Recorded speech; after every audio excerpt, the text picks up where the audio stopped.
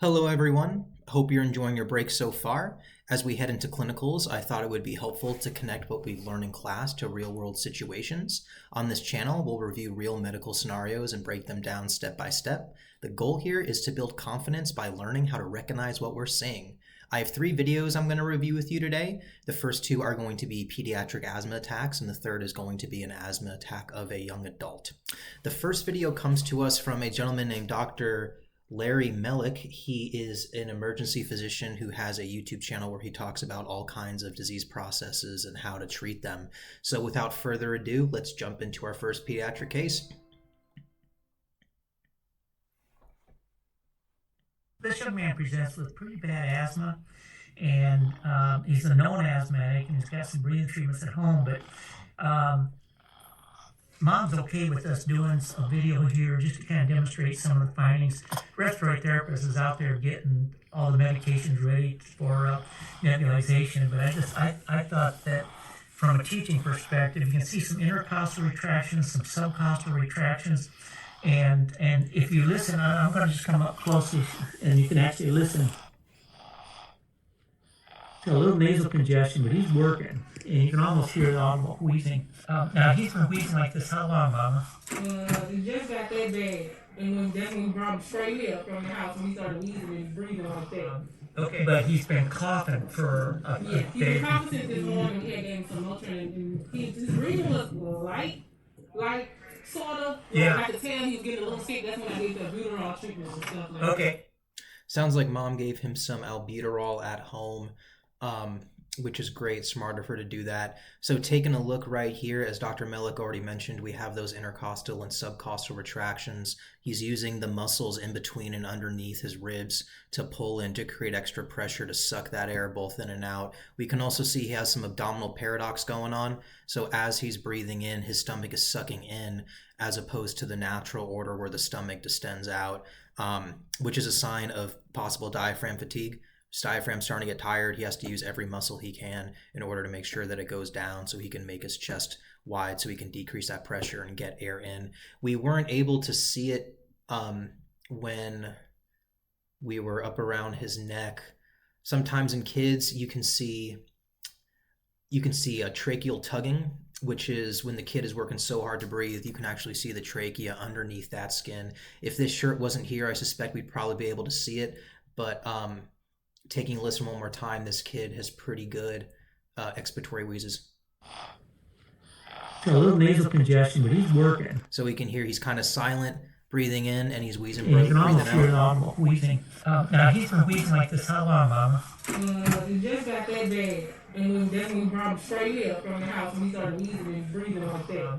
Oh, all right. Basically, this is All right, so our treatment, he's getting albuterol and Atrovent through a pediatric mask. Sometimes pediatric masks look different. They're more designed for comfort. Notice he also has this T-tube. Of course, that T-tube is there to help capture some FiO2 that he may be blowing away from the oxygen that's coming in. He's probably on about 6 liters for the delivery of this, and this T-tube might also be helping to capture a little bit of medication and make it able for him to breathe that back in. your albuterol medication. You have Atrovent in there too, and then you have a viral filter, and the medicines just basically go. So we can see he's not working as hard to breathe, right? He's starting to interact with his environment by looking at the camera. Those of you who have kids know that they're very interactive, they're very curious, they want to play. So when a kid is sick and they stop engaging with their environment, that's an indication of their hemodynamic stability. It means that they're becoming very sick. But he's starting to feel better. Again, as we can see here, he's starting to interact with the camera, which is a great sign. The mask is protecting us, not going out in the atmosphere. And then over here we have this air exchanger, which is noisy, but it does its job. So that works. Sick. Hello, man. Hey, are you feeling better? You feeling good? Oh my god. All right, so now he, as you can see, he's feeling a lot better, fully engaging with his environment, starting to play with his mom. We're going to take a look. Dr. Mellick is going to take a look at his chest one more time. And so, as we can see, that work of breathing is a lot less. The breathing is no longer labored, not having those retractions, not having that abdominal paradox. So, great outcome for this kid. Love to see it. Jumping into our next case, this asthma attack is a little bit more severe. Taking a look at these vital signs, we have that respiratory rate at 30. This kid is probably somewhere between 5 and 8 years old. Don't know exactly how old. His heart rate is pretty high, 159. His SpO2 is starting to drop. And of course, he's starting to become tachycardic because he's trying to offset the hypoxemia. The body's trying to offset the hypoxemia by using the reserve oxygen still in the blood. So we're going to do a little video here on asthma. This young man has actually had multiple visits to the ER, according to his mom, and they're okay with me making a video here. He's had 2 what we call dual nebs, which is Atropine and albuterol, and then he's getting ready to do another albuterol treatment. Could you pull up his shirt a little bit here so I could just see this? We have a scoring system here. Called a CAS system, CAS. Now watch those ribs as he's sucking in. And when you listen to him, he just has a lot of inspiratory and expiratory wheezing, and he's pretty significant. And he's been intubated before, is that right? Yes. Yeah, okay. And how long ago was that? 5 months. 5 months ago? Yeah, do we have some suprasternal? We did it earlier. Yeah. Yeah. This is really helpful to people who are learning medicine. All right, so the prefix supra means above. So this means that this kid is having retractions above the sternum and above the clavicle. So he's using those extra muscles right in this area to help generate some pressure, right? He's lying on his side. He's pretty sick. He's pretty out of it. He's altered mental status as compared to our last kid. So this kid is not awake or alert. Another word for it is altered level of consciousness. The other key thing we can recognize about this kid is we see the saliva starting to build up around the lips. So he no longer has the energy to swallow the secretions like someone would. So that's an insight into the stability of his airway. His airway may be starting to become compromised. But as we'll discuss in just a moment, this kid, his treatment is pharmacologically driven, which is appropriate because of his underlying condition of bronchospasms, and that's what we're trying to treat versus just throwing the kid on the ventilator.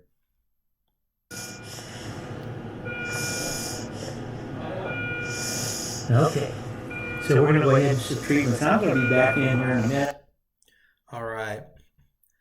So breaking it down, we can see that he was having retractions just like our last patient. One thing I want to highlight here is Dr. Melick said that he's received a few doses of duonebs. So this highlights tachyphylaxis or possibly tolerance. So tachyphylaxis is when you give subsequent doses of medication and the body starts to tolerate it very quickly, whereas tolerance is true tolerance is over a longer period of time, right? So if this kid has an inhaler at home, he's always taken, the beta-2 agonist, and now the beta-2 agonist doesn't work. That would be more of an example of long-term tolerance. It's hard to know whether this is tachyphylaxis or tolerance in this specific case. So we can see here just more of those intercostal retractions, a little bit of abdominal paradox, hard to see with him laying down. So I'm going to be back in here in a minute, and I'm going to have to put a few words in for the other medicines. Because he's been on the albuterol, he said he's on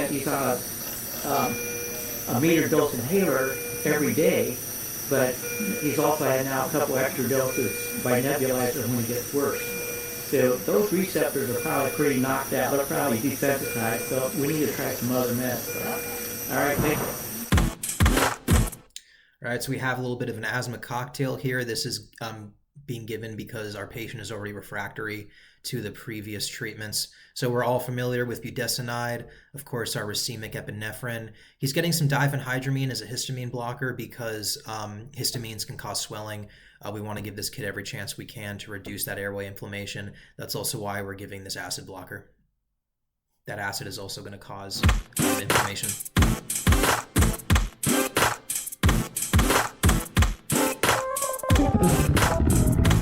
Okay, I think it was about an hour ago that we last talked. and he was working pretty hard and he was sound asleep. I just listened to him, and now this is after I gave kind of a cocktail of medicines. You know, he wasn't responding to the albuterol. We went ahead and did a racemic epinephrine nebulized.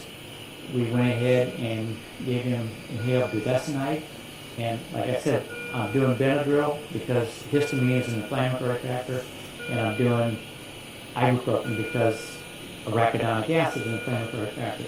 And I will also use scopolamine too. But you want that thing quieted? Let me do that. Let me do that for you. I'll pause it. Okay. So I just listened to him, and he's not doing a huge thing. Can we take a look at his chest wall again here? I just want to see if you're doing.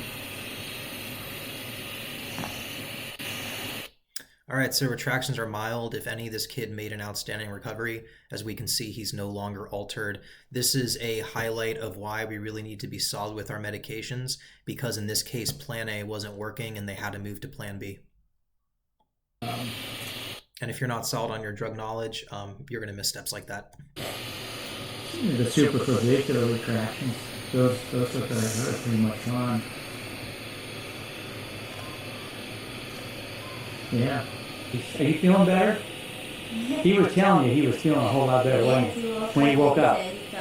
Awesome. Looks like our patient made a full recovery. Love to see it.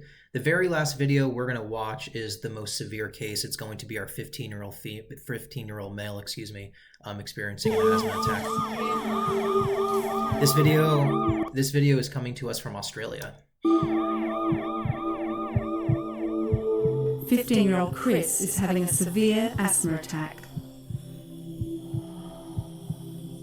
His immune system has made what could be a fatal mistake and is shutting down his airways. Without help from the medical team, Chris's body may shut down completely. I'm not going to die. I'm not going to die. It'll be okay. The breathing tubes in Chris's chest are squeezing tightly This is the white mucus that is seen, white thick secretions with some mucus that is seen when someone is having an asthma attack.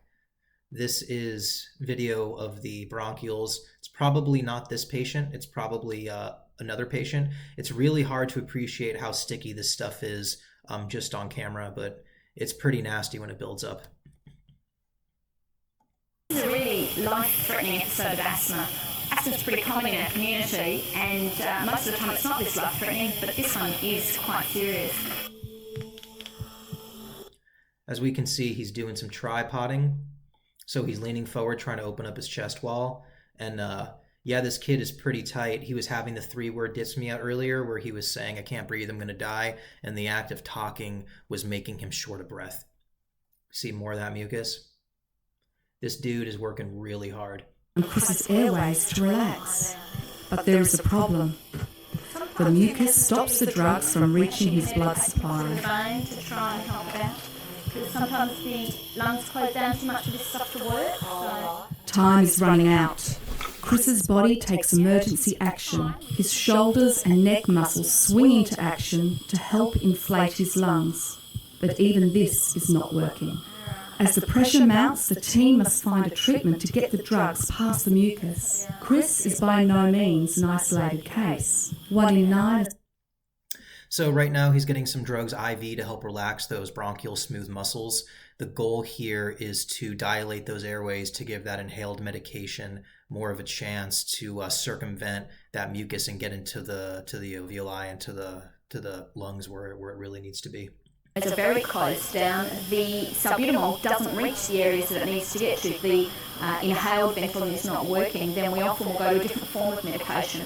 Again, a relaxant for the muscles around the small airways, and it helps to open those airways up. And it's given as a one-off dose over about 10-15 minutes in severe asthma. I think the drug that he was getting is mag sulfate. That's a pretty common one to help relax those smooth muscles. But in his case, with this more severe asthma, when that first line medication doesn't work and you go to that plan B and that doesn't work either, and you really need to address those bronchospasms through IV, that's a really tough place to be for the patient. Clinically, we call that no bueno. But it looks like in this case that we'll see if our patient gets better. With And medication. we'll see if we can make him bueno. Again, a relaxant for the muscles around the small airways, and it helps to open those airways up, and it's given as a one-off dose over about 10-15 minutes in severe asthma.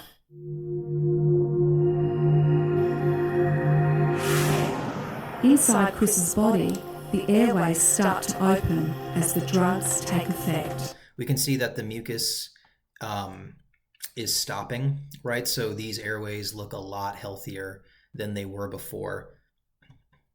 So the treatment's been working. We can see here that he's not working as hard to breathe. He's able to lay back as opposed to sit forward, and the retractions he was having are not as pronounced. A lot happier with his clinical progress now.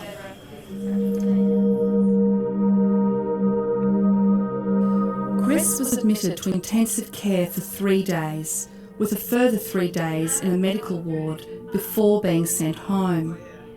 He is now back at school playing soccer and is aware that it is important to look after his asthma and to tell his teachers and family when he's not well. Chris had always expected other people to look after his asthma, but after He's got a spacer here with his inhaler. Kind of cool.